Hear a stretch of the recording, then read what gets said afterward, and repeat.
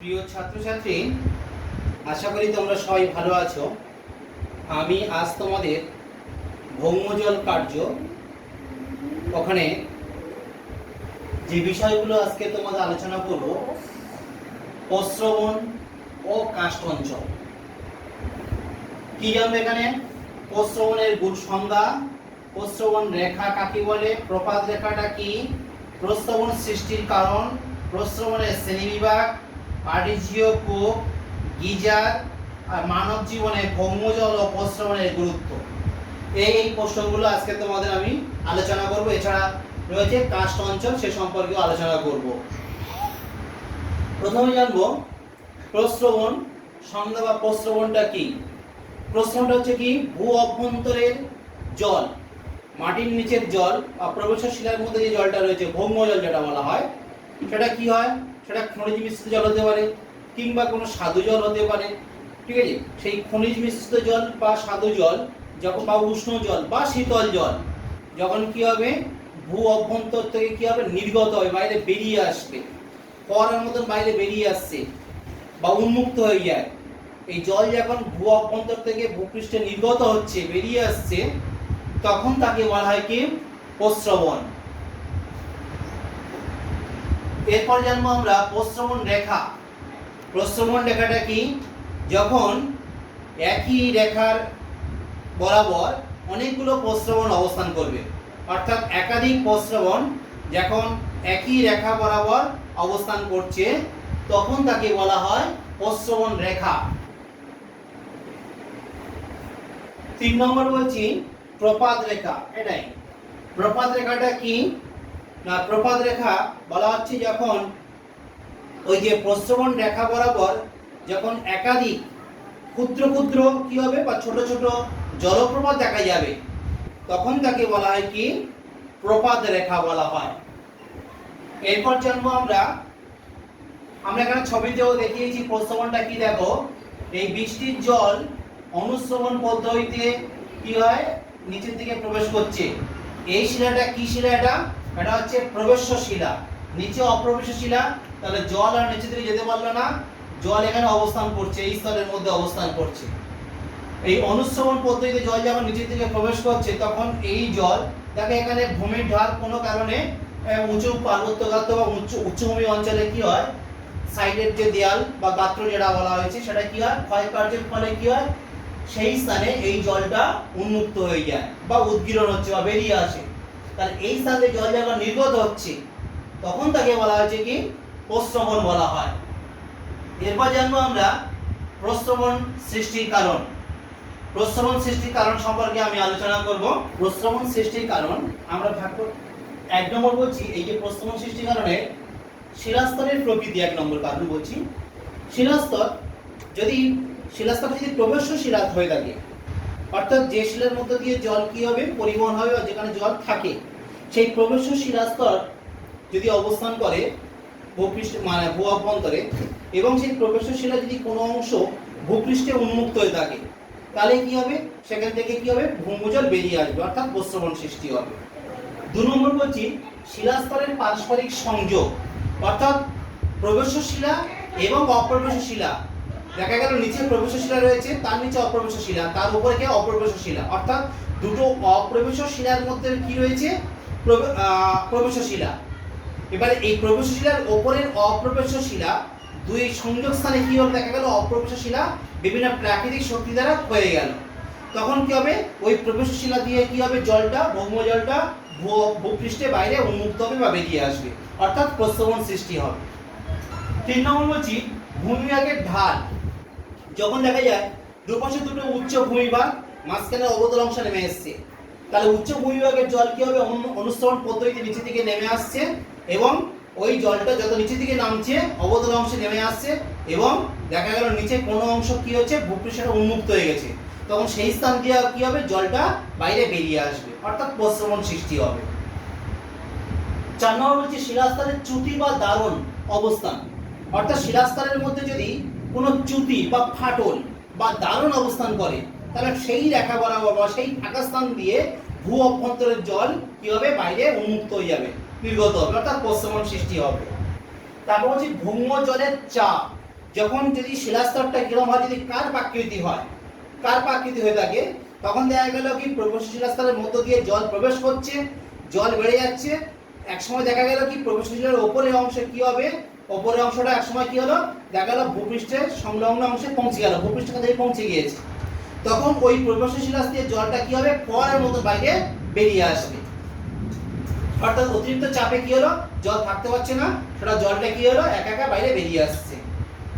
অধঃক্ষেপণের পরিমাণ বা স্থায়ী, অধঃক্ষেপণের পরিমাণ ও স্থায়িত্ব। অধঃক্ষেপণ বলতে বৃষ্টিপাত বোঝাই আমরা, তুষারপাত এগুলো বোঝাই। এই বৃষ্টিপাতের পরিমাণ যদি বেশি হয়ে থাকে তাহলে কি হবে, ভৌমজল বেশি হবে, আর ভৌমজল বেশি হলে কি হবে, প্রস্রবণটা বেশি হয়ে থাকবে। তাহলে অধঃক্ষেপণের পরিমাণের উপর নির্ভর করে প্রস্রবণটা। জলপীঠ ও ভূপৃষ্ঠের ছেদ বিন্দু। জলপীঠ মন্ডল কোনটা হচ্ছে আমরা, ভৌম জলস্তর। এই ভৌম জলস্তর এবং ভূপৃষ্ঠ, যদি ভৌম জলস্তর বাড়তে বাড়তে বাড়তে ভূপৃষ্ঠের কাছাকাছি এসে পৌঁছে যায়, তাহলে ভূপৃষ্ঠকে ছেদ করবে, তখন সংযোগ বরাবর কি হবে, দুর্বল স্থান লক্ষ্য করা যাচ্ছে, সেই বরাবর কি হবে, তোমার ভৌম জলটা বাইরে উন্মুক্ত হয়ে যাবে, বাইরে বেরিয়ে আসবে। তারপরে কি হবে, প্রস্রবণ সৃষ্টি হয়ে থাকবে। এবং আমরা জানবো প্রস্রবণের শ্রেণী।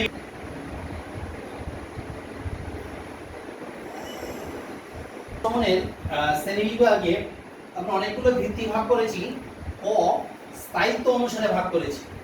একটা হচ্ছে অবিরাম আর সবিরাম।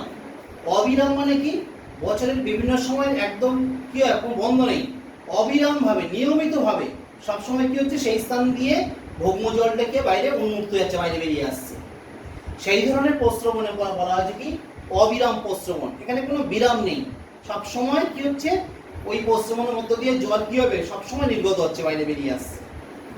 সবিরাম কিছু কিছু প্রস্রবণ রয়েছে যেগুলো কি হলো, মানে কিছুদিন অন্তর অন্তর বা নির্দিষ্ট ঋতুতে বা কোনো একটা বছরের নির্দিষ্ট সময়ে কি হবে, সেই স্থান দিয়ে জল নির্গত হয়, তখন তাকে বলা হয়েছে কি সবিরাম প্রস্রবণ। উষ্ণতা অনুসারে ভাগ করছি আমরা, একটা শীতল প্রস্রবণ আর উষ্ণ প্রস্রবণ। একটা শীতল আর একটা হচ্ছে উষ্ণ। শীতল প্রস্রবণটা কি বলছি, যে প্রস্রবণের জল, আমি বলছি তো বারবার, প্রস্রবণ মানে কি ভৌম জল বাইরে বেরিয়ে আসে, সেটাই তো প্রস্রবণ। এবার সেই জলটা যদি কি হয়, যদি ঠান্ডা হয়, জল যখন খুব ঠান্ডা হবে, তখন সেই প্রস্রবণকে বলা হচ্ছে কি শীতল প্রস্রবণ বলা হয়। দেরাদুনের সহস্রধারা, এটা একটা উদাহরণ বলা যেতে পারে। উষ্ণ প্রস্রবণ, যখন কি হবে, ভৌম জল যে প্রস্রবণের মধ্য দিয়ে বাইরে বেরিয়ে আসছে, যদি সেই জলটা খুব গরম হয় বা উষ্ণ হয়, তখন সেই প্রস্রবণকে কি বলা হচ্ছে, উষ্ণ প্রস্রবণ। যেমন পশ্চিমবঙ্গের বক্রেশ্বর, তারপরে বিহারের রাজগীর, এগুলো এর উদাহরণ। জলের উপাদান অনুসারে ভাগ করা হয়েছে, একটা স্বাদু জলের প্রস্রবণ। স্বাদু জল মানে কি, যে জলের কি হচ্ছে, খনিজ লবণের পরিমাণ নেই বললে চলে, যত সামান্য রয়েছে, তখন সেই জলকে বলা হচ্ছে কি স্বাদু জলের প্রস্রবণ। উদাহরণ দেরাদুনের সহস্রধারা। খনিজ জল বা খনিজ জলের প্রস্রবণ। খনিজ জলের প্রস্রবণটা কি, যে প্রস্রবণে জলের মধ্য দিয়ে কি প্রচুর পরিমাণে খনিজ বেরিয়ে আসবে, যেমন মনে করো সোডিয়াম ক্লোরাইড বা বলা হচ্ছে গন্ধক, বিভিন্ন ধরনের খনিজ, সেই খনিজগুলো কি হলো জলের মধ্য দিয়ে বাইরে বেরিয়ে আসবে, তখন সেই প্রস্রবণকে কি বলা হচ্ছে, খনিজ প্রস্রবণ। অর্থাৎ এই খনিজ প্রস্রবণের প্রচুর গুরুত্ব রয়েছে। আমরা বিভিন্ন মারফত শুনেছি যে বিহারের রাজগীর আমরা স্কুল থেকে ট্যুর নিয়ে গেছিলাম গত বছর 2020 সালে জানুয়ারি মাসে তো নিয়ে যাওয়া হয়েছিল, কিংবা পশ্চিমবঙ্গে বক্রেশ্বরেও তো আমরা স্কুল থেকে তোমাদের করে নিয়ে এসেছি। এই প্রস্রবণের জলগুলো কিরকম দেখেছি আমরা, খুব গরম, এবং এগুলো হচ্ছে খনিজ প্রস্রবণ। অর্থাৎ এখানে কেন মানুষ ভিড় করছে না, এই জলে স্নান করতে যাচ্ছে, কারণ এই জলের মধ্যে এমন কিছু খনিজ আছে যেগুলো যে খনিজগুলো কি হচ্ছে আমাদের শরীরের মধ্যে, যে আমরা স্নান করব তখন খনিজগুলো আমাদেরকে স্কিনের মধ্যে দিয়ে শরীরে প্রবেশ করতে পারে এবং সেটা খুব স্বাস্থ্যকর হবে, তাই এখানে মানুষ ভিড় করতে যায়। এই খনিজ জলের প্রস্রবণ কোথায় রয়েছে, বিহারের রাজগীরে রয়েছে। তারপর হচ্ছে কি ভূত্বকের গঠন এবং শিলার প্রকৃতি অনুসারে ভাগ করছি। একটা বলছি কি চ্যুতি প্রস্রবণ। চ্যুতি প্রস্রবণটা কি, অ্যাকচুয়ালি চ্যুতিটা কি আমরা কিন্তু জেনেছি একাদশ শ্রেণীতে, ঠিক আছে, এখানে চ্যুতিটা জানা হয়েছে। ঠিক সেই চ্যুতি বরাবর যদি কোনো প্রবেশ শিলাকে উন্মুক্ত হয়ে যায় ভূপৃষ্ঠে, তখন সেই স্থান দিয়ে কি হবে, জল নির্গত হবে, সেই প্রস্রবণকে কি বলা হয়েছে, চ্যুতি প্রস্রবণ। তারপর হচ্ছে দারণ ও সন্ধি, দারণ বা সন্ধি প্রস্রবণ। এটা প্রবেশশিলা এবং অপ্রবেশশিলা সংযোগ বরাবর যদি কোনো দারুণ সৃষ্টি হয় বা সন্ধি মানে জয়েন্ট, ঠিক আছে, সন্ধি সৃষ্টি হলে তার সেটা যদি ভূপৃষ্ঠে উন্মুক্ত হয়ে যায় তখন সেই স্থান দিয়ে কি হবে, ওই ভৌমজল বাইরে বেরিয়ে আসবে। সেই প্রস্রবণকে বলা হয়েছে কি দারুণ বা বলা হয় সন্ধি প্রস্রবণ। এরপর বলছে ডাইক প্রস্রবণ। অ্যাকচুয়ালি ডাইকটা কি জানতে হবে। ডাইকটা কি? এটা ভূ অভ্যন্তরের ম্যাগমা যখন ভূপৃষ্ঠের বাইরে বেরিয়ে আসছিল তখন ওই ভূপৃষ্ঠে অল্প গভীরে এটা উল্লম্ব বরাবর কি হয়, ম্যাগমা জমাটবদ্ধ হয়ে একটা ভূমিরূপ সৃষ্টি করে, যাকে আমরা ডাইক বলে থাকি। দেখা গেছে এই ডাইক যখন সৃষ্টি হচ্ছে, ডাইক যখন প্রবেশশিলা ভেদ করে আসবে তখন ওই প্রবেশশিলা ভেদ করে আসছে নাকি প্রবেশশিলা জল রয়েছে, তখন ওই প্রবেশশিলার মধ্য দিয়ে জলটা কি হবে, ওই ডাইকের গা বরাবর অর্থাৎ সংযোগ বরাবর ওপরে বাইরে বেরিয়ে আসবে। সেই প্রস্রবণকে কি বলা হয়েছে না, ডাইক ভোক্লুসিয়ান প্রস্রবণ।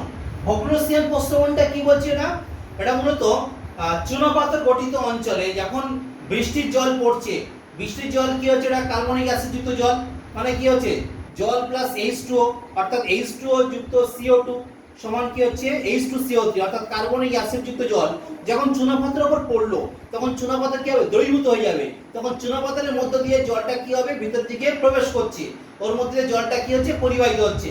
যেমন প্রবাহমান জল যখন কোনো স্থানে এসে ভূপৃষ্ঠে এসে উন্মুক্ত হয়ে গেল তখন সেই প্রস্রবণকে কি বলা হচ্ছে, ভোক্লুসিয়ান প্রস্রবণ।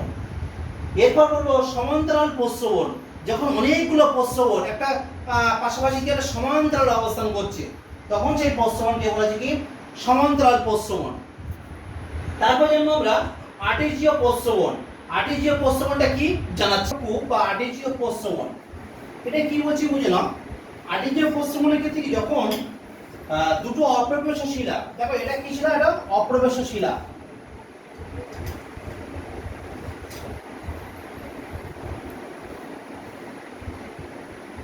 এটা কি ছিল, এটা অপ্রবেশ শিলা।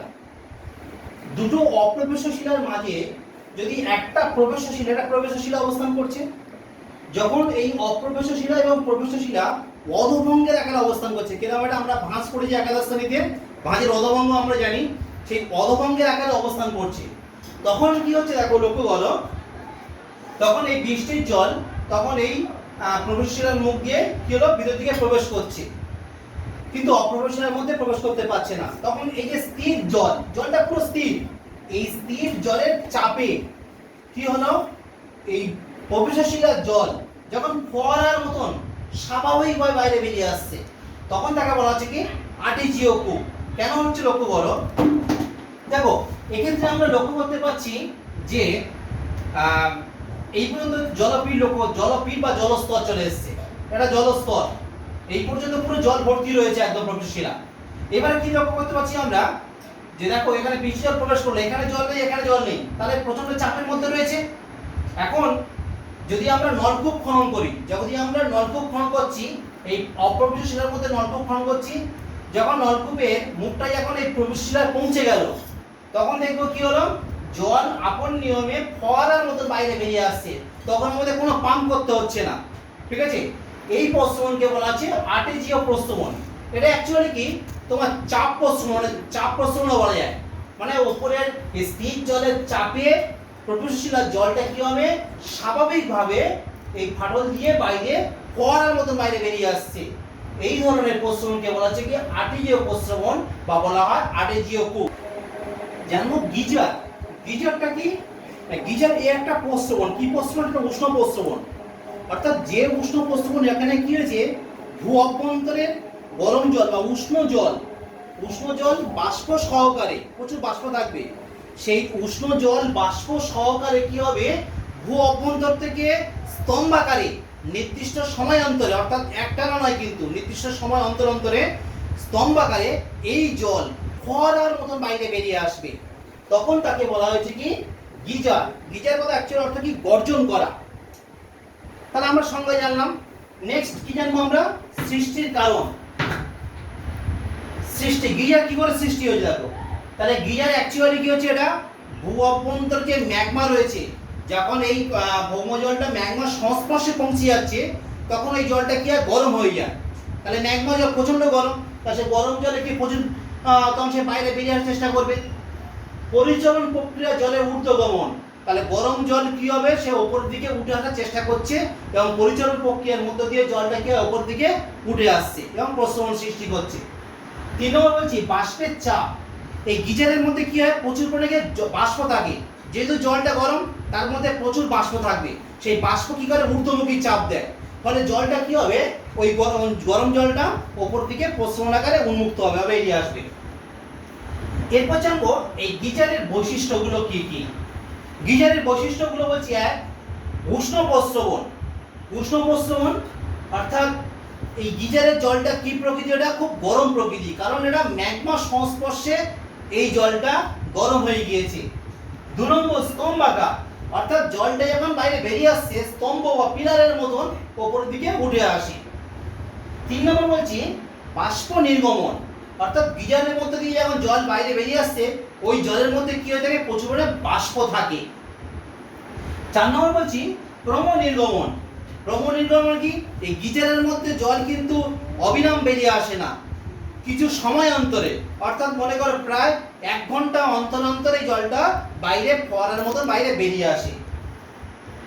5 নম্বর সশব্দ নির্গমন, অর্থাৎ গিজারের জল যখন বাইরে বেরিয়ে আসছে এই প্রস্রবণের মধ্য দিয়ে তখন কি হয়, প্রচন্ড শব্দ তৈরি হয়, যখন জলটা ফোয়ারার মতন বাইরে বেরিয়ে আসছে তখন এখানে কি একটা শব্দ সৃষ্টি হয়ে থাকে। তাহলে আমরা জানলাম গিজার। এখন জানবো মানব জীবনে ভৌম জল ও প্রস্রবণের গুরুত্ব। মানব জীবনে ভৌম জল ও প্রস্রবণের গুরুত্ব কি কি বলছি, এই প্রশ্নের উত্তর এখানে বলছি আমি। 1, পানীয় জল সরবরাহ, অর্থাৎ এই ভৌম জলটা কি হচ্ছে, আমাদের পানীয় জলের চাহিদা মেটাচ্ছে। 2, শীতল অঞ্চলে ঘরবাড়ি উষ্ণ রাখতে এই ভৌম জলকে কাজে লাগানো হচ্ছে। 3 নম্বর ভৌম জলের সাহায্যে কি হচ্ছে, সেচ কাজ করা হয়, অর্থাৎ কৃষিকাজের জন্য সেচ করা হয় জলের সাহায্যে। 4 নম্বর ভূতাপ শক্তি, অর্থাৎ ভৌম জলের কি হয়, যেখানে যেটা উষ্ণ ভৌম জল, উষ্ণ প্রস্রবণের জলটা প্রচন্ড গরম, তাহলে সেই জল যখন বাইরে বেরিয়ে আসছে ওই জলের তাপমাত্রাকে কাজে লাগিয়ে কি হচ্ছে, বিদ্যুৎ তৈরি করা হয়। যেমন আমরা রাজগিরিও দেখেছি, আমরা জল প্রচন্ড গরম, সেখানে আমরা পরীক্ষা নিরীক্ষা করে কিছু চালের নিয়ে আমরা সেই জলের মধ্যে ছুঁড়ে দিয়েছিলাম, তখন দেখলাম কি চালটা মুহূর্তের মধ্যে ওটা পুরো ভাত হয়ে গেল, এত গরম জল। 5 নম্বর নিত্য প্রবাহী নদীর উৎস, অর্থাৎ যেখানে প্রস্রবণে জল বাইরে নির্গত হচ্ছে সবসময় তো বাইরে বেরিয়ে আসছে, তাহলে সেই জল দিয়ে কি হচ্ছে, একটা নদী তৈরি হচ্ছে এবং সেই জলটা সারা বছর কি হবে, সেই নদীতে সারা বছর জল থাকবে, অর্থাৎ নিত্য প্রবাহী নদীর সৃষ্টি হচ্ছে। মরুদ্যান সৃষ্টি, যেটা মরুদ্যান কথা মরু অঞ্চলে সৃষ্টি হয়ে থাকে, যখন বায়ু অপসারণ প্রক্রিয়ায় সেখান থেকে যখন বালিগুলোকে উড়িয়ে নিয়ে চলে যাচ্ছে, নিয়ে গর্ত সৃষ্টি করলো, তারপর গর্তটা বাড়তে বাড়তে বাড়তে বাড়তে এক সময় ভৌমজলের সংস্পর্শে পৌঁছে গেল, কি সৃষ্টি হলো, মরুদ্যান। তাহলে মরুদ্যান সৃষ্টি হয়ে থাকে এবং সেই মরুদ্যানকে কেন্দ্র করে কি হয়, জনবসতি গড়ে ওঠে, পশু তারাও মানুষ সেখানে থাকে, জলটা পায়, মানুষজন সেই মরুদ্যানকে কেন্দ্র করে মানুষজনে কি ভালো বসতি গড়ে তোলে। আচ্ছা, এগুলো আমরা জানলাম। এখন এবার আমরা জানবো হচ্ছে কি এই কাস্ট অঞ্চল, আমরা প্রশ্নটা জেনে নিলাম, এবার জানবো আমরা কাস্ট অঞ্চল। কাস্ট অঞ্চল জানবো আমরা, কাস্ট অঞ্চলটা কি ও কাস্ট ভূমিরূপটা কি। মূলত পৃথিবীর যে সকল স্থানের ভূমিরূপ ওপরের যে শিলাস্তর যদি চুনাপাথর, ডোলোমাইট বা চক এই জাতীয় দ্রাব্য শিলায় গঠিত হয়, সেক্ষেত্রে কি লক্ষ্য করা যাবে, সেক্ষেত্রে আমরা লক্ষ্য করতে পারবো যে বৃষ্টির জল, অর্থাৎ এই বৃষ্টির জল H2O, তার সঙ্গে CO2 অর্থাৎ কার্বন ডাই অক্সাইড মিশ্রিত যে জল, মানে বৃষ্টির জল কি বললাম তাহলে H2O আর বায়ুর বাতাসের কার্বন অক্সাইড CO2, তাহলে H2O প্লাস CO2 কি তৈরি হচ্ছে, কার্বনিক অ্যাসিড H2CO3। এই H2CO3 যখন এই চুনাপাথরের উপর পড়বে, অর্থাৎ ক্যালসিয়াম কার্বনেট CaCO3, যেই চুনাপাথরের উপর পড়লো সংযোগের রাসায়নিক বিক্রিয়া করবে এবং চুনাপাথরের ক্যালসিয়াম বাইকার্বনেটে পরিণত হয়ে যাবে, অর্থাৎ চুনাপাথরটা দ্রবীভূত হয়ে যাবে, সেখানে নানা ধরনের কি হবে, ভূমিরূপ সৃষ্টি হবে। সেই ভূমিরূপকে বলা হচ্ছে কি কাস্ট ভূমিরূপ। আর এই কাস্ট ভূমিরূপ যে অঞ্চলে লক্ষ্য করা যায় সেখানে কি হবে, নানা ধরনের ভূমিরূপ লক্ষ্য করা যাবে, কিংবা এই জলধারা প্রস্রবণ রূপে বাইরে বেরিয়ে আসছে, এই ধরনের জলধারা বা প্রস্রবণ লক্ষ্য করা যাবে, সেই অঞ্চলটাকে বলা হচ্ছে কি কাস্ট অঞ্চল। এরপর জন্য আমরা কাস্ট অঞ্চলের বন্টন। পৃথিবীতে কোথায় কোথায় কাস্ট অঞ্চল লক্ষ্য করা যায়? আমি এখানে অল্প কিছু লিখে দিয়েছি। একটা হচ্ছে কি ইউরোপ মহাদেশ অর্থাৎ ইউরোপের ফ্রান্সের কোসে, আমেরিকা যুক্তরাষ্ট্রের টেক্সাস, এছাড়া অনেক রয়েছে, আমি একটা একটা করে নাম দিয়েছি। চীনের কোয়াংসি অঞ্চল, ভারতের অনেক জায়গা রয়েছে, যেমন দেহরাদুনে রয়েছে তপেশ্বর, বিহারের সাসারাম, গুজরাটের পোরবন্দরে রয়েছে, ছত্তিশগড়ে রয়েছে পাঁচমাইতে, এছাড়া অনেক জায়গা রয়েছে। কাস্ট ভূমিরূপ গড়ে ওঠার অনুকূল শর্ত, এই যে বললাম যে কাস্ট অঞ্চল বা কাস্ট ভূমিরূপ কেমন পরিবেশে বা কোন স্থানে এই কাস্ট ভূমিরূপ লক্ষ্য করা যায়। তাহলে এক নম্বর বলছে কি চুনাপাথর গঠিত শিলার অস্তিত্ব, অর্থাৎ যে অঞ্চলের উপরে শিলার উপরের স্তর কি কিসের থাকবে, না চুনাপাথর গঠিত শিলা থাকবে, অর্থাৎ চুনাপাথর থাকবে। কারণ চুনাপাথর তাহলে তবে তো ওই চুনাপাথরটা কার্বনিক অ্যাসিড অর্থাৎ H2CO2 এর সঙ্গে সহজে দ্রবীভূত হয়ে যাবে এবং কি সৃষ্টি করবে, কাস্ট ভূমিরূপ সৃষ্টি করবে। তাহলে যে অঞ্চলে চুনাপাথরের অস্তিত্ব রয়েছে সেখানে কি হবে, এই কাস্ট ভূমিরূপ লক্ষ্য করা যাবে। দুই নম্বর বলছি দ্রাব্য শিলাস্তরের নিচে অদ্রাব্য শিলাস্তরের অস্তিত্ব, অর্থাৎ দ্রাব্য শিলা মানে চুনাপাথর, এরকম এই চুনাপাথরের নিচে অর্থাৎ দ্রাব্য শিলাস্তরের নিচে কে থাকবে, অদ্রাব্য শিলাস্তর, অর্থাৎ যেখানে কি হবে জলটা প্রবেশ করলো ওখানে দ্রবীভূত হয়ে যাচ্ছে কিন্তু জলটা ভূগর্ভস্থ একবার চলে যাচ্ছে না, কারণ কে রয়েছে নিচে, অদ্রাব্য শিলাস্তর রয়েছে।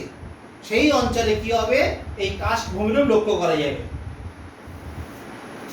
তারপর বলছি অধিক উচ্চতা বিশিষ্ট বা ভূভাগ, যেখানে উচ্চতা অনেক, যে ভূমির উচ্চতা অনেক বেশি সেখানে কি হবে, এই কাস্ট ভূমিরূপ লক্ষ্য করা যাবে।